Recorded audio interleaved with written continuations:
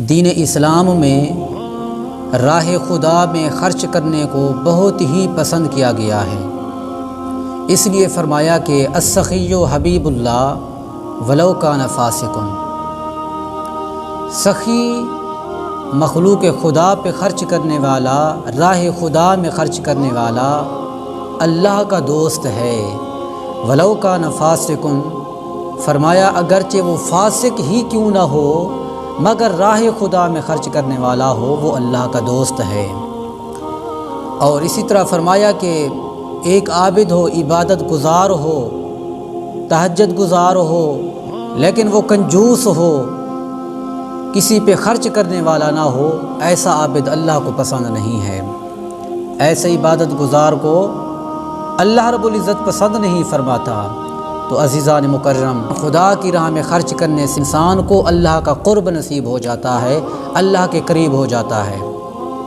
حضرت امام غزالی علیہ الرحمہ فرماتے ہیں کہ ایک نہایت ہی منافق اور کنجوس شخص تھا۔ اس نے اپنی بیوی کو گھر میں آرڈر چلا رکھا تھا، اپنی بیوی کو قسم دے رکھی تھی کہ تم نے کسی کو بھی کچھ نہیں دینا، تم نے کسی کو بھی کچھ نہیں دینا، اگر تم نے کسی کو تھوڑا سا بھی کچھ دے دیا تو تجھے طلاق ہوگی میری طرف سے۔ تو ایک دن وہ کنجوس شخص گھر سے کوئی باہر کوئی کام کرنے کے لیے چلا گیا، اس کے دروازے پہ ایک مانگنے والا فقیر آ گیا، اس نے اللہ کے نام پہ صدا لگائی، کہنے لگا کہ کوئی ہے جو اللہ کے نام پہ مجھے کھانے کو کچھ دے دے، میں بھوکا ہوں۔ تو اس کی بیوی نے جب سنا کہ ایک سائل اللہ کے نام پہ سوال کر رہا ہے تو اس کی بیوی نے گھر سے 3 روٹیاں بھجوا دی۔ تو وہ فقیر ان روٹیوں کو لے کر واپس روانہ ہو گیا۔ راستے میں جا رہا تھا کہ اسے وہی کنجوس شخص مل گیا، اس سے ملاقات ہو گئی۔ کنجوس نے پوچھا کہ یہ تم نے روٹیاں کہاں سے لی ہیں، تیرے پاس کہاں سے آئی ہیں روٹیاں؟ تو اس فقیر نے کہا کہ مجھے فلاں گھر سے ملی ہیں، فلاں گھر سے مجھے یہ 3 روٹیاں ملی ہیں۔ تو کنجوس سمجھ گیا کہ یہ میرے گھر سے لے کے آ رہا ہے، تو وہ جلدی سے گھر کی طرف دوڑ پڑا۔ جو ہی گھر میں داخل ہوا تو چیخنا چلانا شروع کر دیا، بیوی کو کہنے لگا کہ کیا میں نے تجھے نہیں کہا تھا کہ کسی کو کچھ نہیں دینا؟ تو بیوی نے کیا خوب جواب دیا، اس نے کہا کہ جو سائل تھا، جو فقیر تھا، وہ اللہ کے نام پہ سوال کر رہا تھا، میں نے جب اللہ کا نام سنا میں انکار نہ کر سکی تو میں نے اسے 3 روٹیاں دے دیں۔ کنجوس سوچنے لگا کہ اب کیا کرنا چاہیے۔ کنجوس نے گھر میں ایک موجود تنور تھا، روٹیاں پکانے والا جو تنور ہوتا ہے گھر میں، تو اس نے اس کو خوب جلا دیا۔ جب وہ خوب بھڑک گیا، خوب جل گیا، تو اس نے اپنی بیوی کو کہا کہ اگر تم اللہ کے نام پر انکار نہیں کر سکتی، اللہ کے نام پہ اس تنور میں داخل ہو جا۔ تو بیوی اپنے زیورات پہن کر بن سور کر تنور کی طرف جانے لگی۔ تو کیونکہ کنجوس تھا، کنجوس کی عادت ہوتی ہے کہ میرے مال میں سے تھوڑا سا بھی مال کہیں نہ جائے، تو اس نے اپنی بیوی کو کہا کہ زیورات تو یہی اتار کے جا۔ بیوی کہنے لگی کہ آج تو میرے رب سے ملاقات ہونے والی ہے، میرے محبوب سے ملاقات ہونے والی ہے، تو میں چاہتی ہوں کہ اس کی بارگاہ میں بن کر سنور کر جاؤں اس کی بارگاہ میں۔ تو وہ عورت جلدی سے چل پڑی، تنور میں داخل ہو گئی۔